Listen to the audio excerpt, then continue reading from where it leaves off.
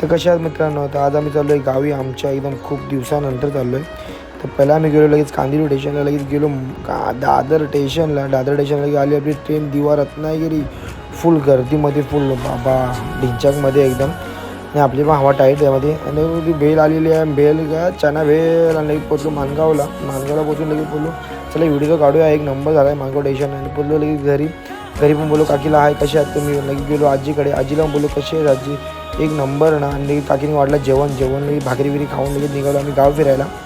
गावाला पण लगेच निघालो लगेच. आणि लगेच गेलो लगेच गेलो आम्ही ऑप्शन बघायला. आमचे ते प्रीमियर लीग होते एकदम डिंचकमध्ये. आणि आता आपला नंबर लागलेला आपल्या डोक्याच्या तर पलीकडे होता. तर निघालो लगेच तिकडनं. लगेच गेलो लगेच फक्त कॉलेजचे मित्र भेटलेले एक नंबर. आणि रात्रीची सोय पण आपली एकदम भारी होती. सोय पण म्हणजे एकदम पोपटी लावलेली एकदम डिंचकमध्ये.